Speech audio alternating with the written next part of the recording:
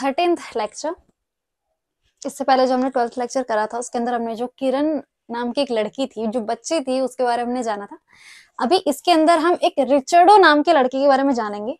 बिल्कुल same verb use करी है यहाँ पे मैंने, बिल्कुल सेम सेंटेंसेस को लिखा है, अप्रोक्सीमेटली सब कुछ सेम जा रहा है। और जो वर्ड मैंने यूज किए हैं, आर्टिकल मैंने यूज किए हैं, वो भी सब मैं आपको पढ़ा चुकी हूँ। तो एक बारी बेटे मैं साइड हो जाती हूँ। अच्छा पहले एक और चीज, ये बेटे बोलने की जो मेरी आदत है ये मैं अपनी जो ऑफलाइन क्लासेस जो मैं देती हूँ उससे पड़ गई है। मैं कोशिश कर रही हूँ मैं कैमरे के सामने ना बोलूं, बट वो होता है ना, एक फ्लो बैठ जाता है, तो ऐसे ही बैठ गया है। ठीक है, मैं साइड हो जाऊंगी तो आप इसे कर लेना, खुद से एक बारी ट्राई कीजिए। अगर आपने इसे खुद से कर लिया, इसका मतलब आप जो भी मैं पढ़ा रही हूँ, जो भी मैं आपको समझा रही हूँ, वो आपको समझ बिल्कुल अच्छे से आ रहा है। ठीक है, तो मैं अभी साइड हो जाती हूँ। इसको एक बार आप उसी बीच में नोट भी कर लीजिए, इसको पोज कर लीजिए, नोट कर लीजिए, और उसके बाद इसका मीनिंग एक बार खुद निकालने की कोशिश कीजिए। अगर आपने खुद निकाल लिया और जब मैं इसको समझाने लगूंगी तो आप देखना, एक होता है ना सुकून का वो जो भंडार सा फूटता है, वो एकदम से आएगा, डोपामिन का लेवल बढ़ जाएगा, क्योंकि आपको डर थोड़ा कम हो जाएगा जब आप खुद से इसको सॉल्व कर लेंगे। मैं साइड हो रही हूँ, पोज करिए, इसको देखिए और सॉल्व करने की कोशिश कीजिए। लीजिए, इसमें से ना कुछ वर्ड जो ऐसे हैं जो मैंने पुराने लेक्चर्स के भी हैं और मैंने उसको ऐड किया है, ताकि आप कुछ भी चीज बोले ना एकदम से, बाकी सारी चीजें रिकॉल होती रहे। ठीक है, तो कंफ्यूज मत हो ना, मेरे हिसाब से तुम यहाँ कंफ्यूज हो जाओगे यहाँ पर, बट थोड़ा बहुत कॉमन सेंस, इतना सा कॉमन सेंस यूज करोगे तो मतलब समझ आएगा कि हाँ यही बोल रहा होगा, ज्यादा ज्यादा और क्या बोल रहा होगा। ठीक है, एक बार ही पढ़ लीजिए।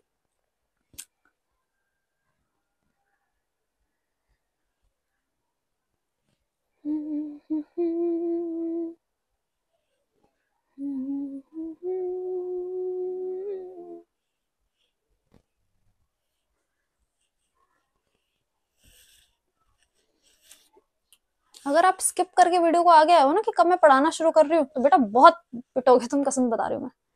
इसको सॉल्व कर लो चुपचाप, स्पिक करके आगे मत आओ बिल्कुल भी कि स्किप कर दे। जैसे ही आप पढ़ाने शुरू करोगे तभी सुन लूंगा, काम खत्म हो जाएगा।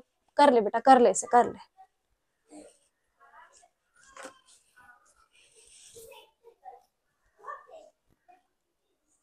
अगर अभी खुद से नहीं करोगे ना तो एग्जाम में जब पैराग्राफ आएगा ना भारी भरकम वाला, फिर एग्जाम देने के बाद आओगे कमेंट में लिखने के लिए, मैम आपने जो पढ़ाया उसमें से नहीं आया, है ना। तो कर ले बच्चे, इसको कर ले, एक बार ट्राई कर ले, उसके बाद मैं समझा रही हूँ, फिर आ जाएगा और अच्छे से समझ आ जाएगा। चलो मैं बताती हूँ तुम कहाँ कहाँ फंस गए, बताऊं। एक तो यहाँ तुम्हारा कॉमन सेंस काम कर गया होगा, जिन बच्चों को काम कर गया क्लैपिंग कर लेना अपने लिए, नहीं कर पाया तो मैं करवा दूंगी। यहाँ फंस गए तुम, और कहाँ कहाँ, इसमें थोड़ा डाउट होगा तुम्हें, पर हिंट मिल गया होगा कि हाँ ये तो ये हो सकता है। ठीक है, और ज्यादा चांसेस बहुत कम है तुम्हारे कि तुम फंस जाओगे, पर यहाँ फंस गए होंगे और यहाँ से मीनिंग बदल गया होगा कि यार इसका मीनिंग क्या जा रहा है, ये तो समझ ही नहीं आ रहा। ये बता तो अपने बारे में रहा है, बट इसका क्या मीनिंग होगा, क्या मीनिंग होगा मैम इसका। चलो कर ले सॉल्व, चलो करते हैं। सबसे पहले ओला, होला बोला होगा ना, होला मत बोल देना इसको, बहुत बार हो गया यार रिपीट, ओला। ठीक है, और एक और चीज गौर करो, जब भी हम हेलो बोलते हैं तो हम पीछे एक्सक्लेमेटरी मार्क लगाते हैं, ऐसे लगाते हैं। और मैंने आपको जब इंटरोगेटिव वाली क्लासेस बताई थी तो मैंने बोला था बेटा जब भी हम इंटरोगेटिव लिख रहे होंगे तो आगे भी क्वेश्चन मार्क लगाएंगे, पीछे भी क्वेश्चन मार्क लगाएंगे। ऐसा ही सेम एक्सक्लेमेटरी में भी काम आता है, आगे भी लगाएंगे और पीछे वाला जो लगाए मतलब इधर भी लगाएंगे और उधर जो लगाना है उसको उल्टा करके लगाएंगे। ठीक है, ये भी चीज समझ आ गई। तो हेलो क्वेतल, हेलो के बाद हम क्या बोलते हैं, हाउ आर यू या व्हाट्सएप, ये तो चीजें बोलते हैं। तो इसका मीनिंग भी बिल्कुल यही है, क्वेतल का मतलब है हाउ आर यू, कैसे हो आप।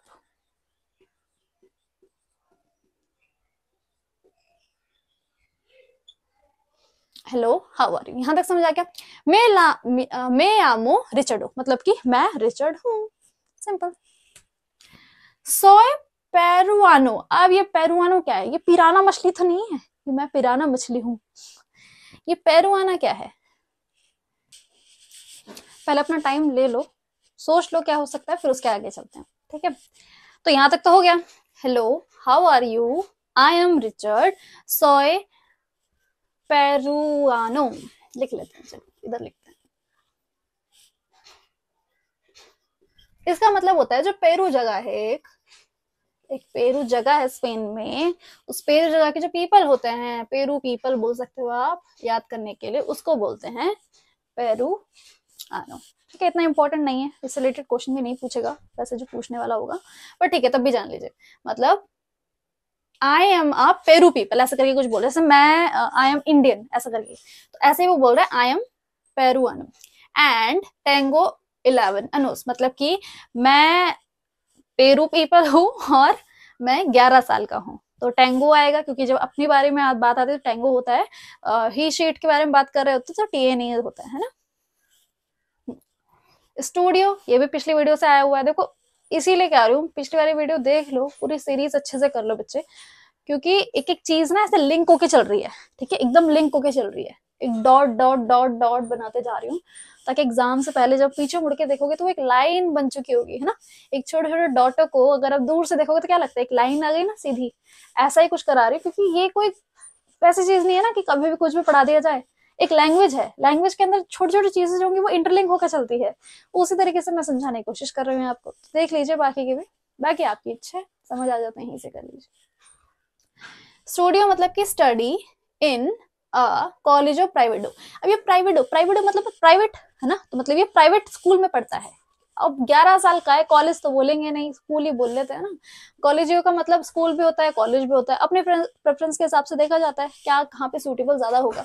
तो आई study in private school of Trujillo. अभी ट्रूजिलो तो होता है, ट्रूजिलो जो है वो एक जगह है स्पेन में, एक छोटी सी म्यूनिसिपैलिटी है, एक जगह है, मतलब कह सकते हैं छोटा सा इलाका। तो वो ट्रूजिलो को बता रहा है कि यहाँ पे मेरा एक प्राइवेट स्कूल है, मैं वहां पढ़ता हूँ, ठीक है। हबला स्पेन्योल, मतलब मैं स्पेन्योल बोलता हूँ। एक होता है स्पेन्योल,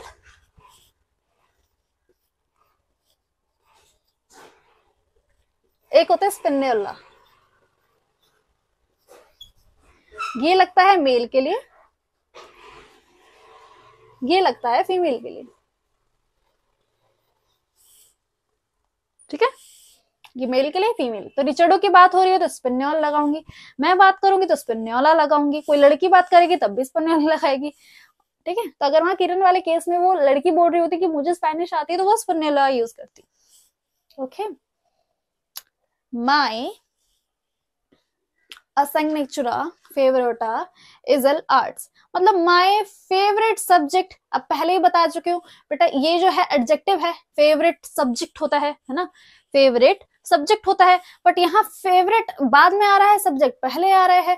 तो जो स्पेनिश होता है उसमें ऐसे ही होता है कि पहले आपका नाउन आएगा उसके बाद ही आपका एडजेक्टिव आएगा, तो पहले नाउन आया फिर एडजेक्टिव आया, मतलब इसका मतलब यही जाता है, ये नहीं होगा कि माय सब्जेक्ट फेवरेट, इसका मतलब ऐसे ही जाता है, माय फेवरेट सब्जेक्ट इज मतलब द आर्ट्स, तो आर्ट्स उसका जो है वो फेवरेट सब्जेक्ट, उसका फेवरेट सब्जेक्ट क्या था, मैथमेटिक्स। याद रखना, इसके जो नेक्स्ट वीडियो होगी उसके अंदर क्वेश्चन आंसर्स दूंगी इसके, और वो सॉल्व करेंगे साथ में, वो तभी होगा जब तुम्हें याद होगा कि क्या है। इसको नोट जरूर करना है, ठीक है, नोट्स में अच्छे से सॉल्व कर लो, किसी को दे देना भाई, किसी कोई और भी अपना किस्मत खराब बैठा हो करवा के कि उसने स्पेनिश यहाँ चुन लिया हो या उसे मिल गया हो तो उसको भला हो जाएगा, दे देना उसे, तो नोट कर लो तुम भी, तुम्हारा एग्जाम में भी काम आएगा।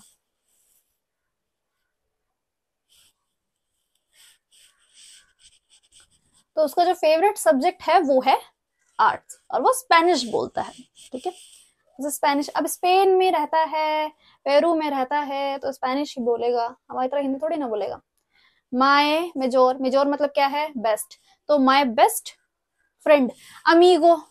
अच्छा हाँ हाँ हाँ हाँ, याद आ गया मुझे, उसमें जो लड़की थी उसमें अमीगा लिखा आया था ना, क्योंकि जो उसके दोस्त थी वो एक लड़की थी, अब इसका जो दोस्त है वो एक लड़का है, उसका नाम है पेड्रो, तो वो अमीगो यूज करेगा, समझ रहे हो। तो माय मेजर, अब देखो अमीगो इसके हिसाब से यूज नहीं होगा कि ये जो लड़का है जो माय है वो कौन है, अगर रिचर्ड है, ऐसा नहीं कि रिचर्ड है तो हमेशा अमीगो अमीगो यूज करेगा, नहीं, जो जो उसका दोस्त है अगर वो लड़का है तब अमीगो, और अगर वो लड़की है तो वो भी अमीगा यूज करेगा, ठीक है। इसके ऊपर डिपेंड है कि लड़का कौन है और लड़की है कि लड़का है जो उसका दोस्त है, ठीक है। तो my best friend is Pedro, तो ये से लियाम बता चुकी हूँ, ये नाम लिखने के लिए होता है, लिखने का तरीका ही यही है, अगर हम किसी का नाम बता रहे होंगे तो हम से लियामो का यूज करेंगे, पेड्रो। और टीएनए टेननो, अभी वापस आ गया ना, टीएनए, टीएनए होता है, हम बता रहे होते हैं उम्र किसी अपने सामने वाले की, ही शी इट की, या किसी की। तो जो ये रिचर्डो है ये उम्र बता रहा है पेड्रो की, इसलिए इसने टीएनए यूज किया। जब ये अपनी उम्र बता रहा था ये टैंगो यूज कर रहा था, अपने दोस्त की उम्र बता रहा है तो ये टीएनए का यूज कर रहा है, और उसका दोस्त जो है वो 10 साल का है, वो 11 साल का है, उसका दोस्त 10 साल का है। ऑब्वियसली थोड़ा बहुत अंतर तो चलता है ना, दोस्ती में तो बिल्कुल चलता है। पढ़ लें एक बार फिर से।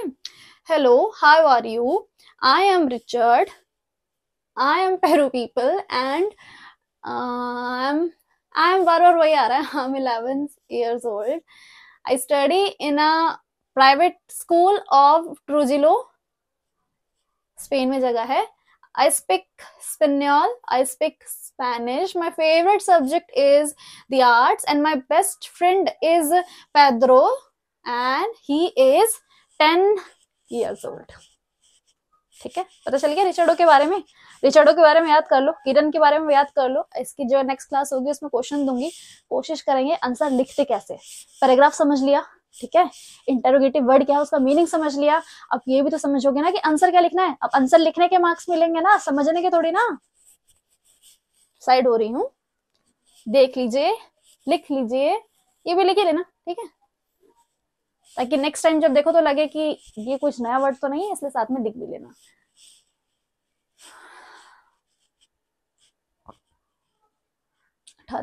थर्टीन्थ लेक्चर है ना तुम्हारा ये।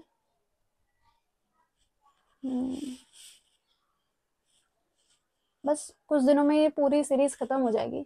सोच रही हूँ कि खत्म करने के लिए तो देखो ज्यादा कुछ बचा नहीं है, ऑलमोस्ट सभी चीजें मैं करवा चुकी हूँ। जितना आपको एलिमेंट्री में काम आएगा उतना तो हो ही चुका है, तब भी आगे कुछ 2-3 टॉपिक बाकी है, मतलब ज्यादा से ज्यादा 5-6 दिन कर पाऊंगी मैं इसको आगे बढ़ा पाऊंगी। पर मैं चाहती हूँ कि जब तक आपका एग्जाम है, मतलब 12 को आपका एग्जाम होगा, या जिस दिन आपका एग्जाम है, एग्जैक्ट डेट शायद 12 दिसंबर ही बोली थी आपने, तो उससे पहले ही तब तक आपकी रिवीजन करवाती रहूं, कुछ ऐसा सोच रही हूँ। तो आप मुझे कमेंट में बता देना कि रिवीजन करवाऊं या फिर सिलेबस खत्म करके वीडियो बनाना छोड़ दूं, ठीक है, तो इसका भी बता देना। ये तो देखो अगर खत्म हो गया तो उसके बाद क्या करूंगी, प्रैक्टिस करवा दूंगी, पीवाईक्यू सॉल्व करवा दूंगी, ऐसा कुछ करवा दूंगी। ऐसा चाहते हैं तो बता देना भाई, अपने हिसाब से आप ही के लिए मेहनत हो रही है तो आप जो बोलोगे वही होगा, ठीक है, कमेंट कर देना। तो इतना तो आपको समझ आ रहा होगा कि स्पेनिश थोड़ी है। देखो कोई भी सब्जेक्ट ना खतरनाक कब होता है, जैसे आपका बचपन से भी कोई खतरनाक चैप्टर रहा होगा, ठीक है, आपका कोई बचपन से एक ना एक चैप्टर कह रही हूँ, एक ना एक सब्जेक्ट जरूर होगा जिससे हमें डर लगता रहता है हमेशा, और ये डर जिंदगी भर खत्म नहीं होता, चलता रहता है। देखो वो डर बनता कैसे, पहला कि हम टीचर को डायरेक्टली बिलीव नहीं करते, कि हम उस पर एफर्ट्स नहीं डालते हैं, ठीक है। दूसरा, टीचर उस सब्जेक्ट में इंटरेस्ट बनाने के लिए कैपेबल नहीं हो पाता है, ठीक है, हर टीचर का अपना अपना होता है, हम हर किसी टीचर के वाइब से मैच नहीं खा पाते हैं, है ना, जरूरी थोड़ी ना। आपको ऐसा नहीं होगा कि आप सारे टीचर से आपकी वाइब मैच हो रही होगी या आप उनका समझ पा रहे होंगे, नहीं होता है कभी कभी। तो ऐसा हो रहा होगा कि टीचर की जो वाइब है वो आपकी वाइब से मैच नहीं खा रही है, टीचर उस सब्जेक्ट को अच्छे ढंग से समझा नहीं पा रहा है, वो बोरिंग कर दे रहा है, चीजों को मजाक में, खेल कूद में, या फिर थोड़े थोड़े निमोनिक्स बता के चीजों को आसान किया जा सकता है, पर टीचर वो चीजें नहीं कर रहा है। तो अगर एक छोटी मोटी गलती भी हो जाती है बचपन में और बच्चे का जो इंटरेस्ट होता है उस सब्जेक्ट से रिलेटेड वो बिगड़ जाता है, तो वो जिंदगी भर बिगड़ा रहता है, वो हमेशा तक यही बोलता रहता है कि ये तो मेरा बेकार सब्जेक्ट है, बेकार सब्जेक्ट है, क्योंकि जब बेस बनाने की बारी तक तो उसके बीच में एक डर बैठ गया सब्जेक्ट का। तो जब भी मैं ऑफलाइन कोचिंग देती हूँ मैं हर एक सब्जेक्ट को ऐसे पढ़ाने की कोशिश करती हूँ कि उसे लगे कि ये तो बहुत हलवा चीज है, बस ये तो मक्खन है, ऐसे ही हो जाएगा, ठीक है। खुद भी मैंने ऐसे ही समझी थी, ठीक है। टीचर्स का भी होता है, खुद की मेहनत मैंने बहुत लगाई, चीजों को आसान तरीके से कैसे समझा जा सकता है, ऐसा कंटेंट आपको नहीं मिलेगा, ना ही मैंने कहीं यूट्यूब से करा है, ना कहीं से करा है। वो बुक जो मैंने आपको फर्स्ट वीडियो में दिखाई थी उसी से देख देख के, चीजें समझ के, गूगल की हेल्प ले लेके, ट्रांसलेटर यूज कर करके, ये चीजें करके ही मैंने समझा था। तो वहां तो मेरे को टीचर नहीं आया ना बीच में, क्योंकि मैं खुद की अपनी टीचर बन गई। आपके पास मैं हूँ, मैं समझा रही हूँ, तो करते रहिए।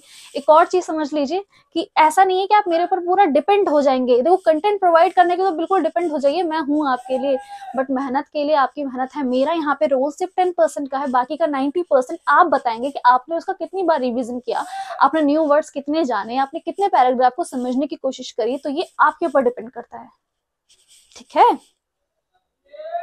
ऐसा ना सोच लेना कि मैम ने करवा दिया वही कर लेंगे और हो जाएगा काम खत्म। देखो रिवीजन तो करनी ही पड़ेगी, चीजें और ज्यादा करनी ही पड़ेंगी, तभी जाके लैंग्वेज है ना, कोई रट्टा वाली चीज होती तो रट्टा लगा के बता भी दो तुम्हें कि ये कर लो बेटा, बट लैंग्वेज है।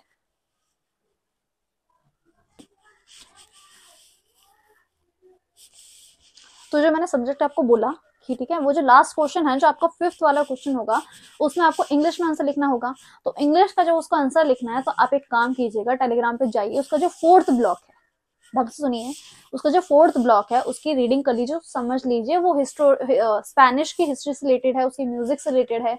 तो वहां से आपको 2 क्वेश्चन आएंगे, 5-5 नंबर के 2 क्वेश्चन आएंगे आपके, वो 1-2 करके पार्ट में होगा, उसमें आपको दोनों के आंसर देने पड़ेंगे। तो उसके लिए आपको पूरा थ्योरी पढ़ना होगा, बट वो काम आप खुद कर लीजिए, स्पेनिश वाला मैंने समझा दिया है, वहां तो सिर्फ आपको पढ़ना है और इंग्लिश में आंसर देना है। 10 मार्क्स अपने पक्के कर लीजिए। वो जो 4th वाला ब्लॉक है उसको डेली थोड़ा थोड़ा रिवाइज करते रहिए, बेशक आधा घंटा निकालिए, पर उसके जो नोट्स बना लीजिए छोटे छोटे। जैसे क्वेश्चन आया था एक हिस्पैनिक म्यूजिक का, ठीक है, स्पेनिश म्यूजिक से रिलेटेड एक क्वेश्चन आया था, तो वो आप कर सकते हैं, उसको देख लीजिए, ठीक है, तो उस पर भी ध्यान दे सकते हैं। तो ऐसे ऐसे करके ही आप अपना टाइम आगे कर पाएंगे और ऐसी चीजों को समझ पाएंगे। ओके, चलिए इसे लिख लीजिए, पढ़ाई हो गई है, बातें भी बहुत सारी हो गई है। नेक्स्ट वीडियो में क्वेश्चंस करेंगे और मिलते हैं ऐसे ही नेक्स्ट वीडियो में। See you in the next video.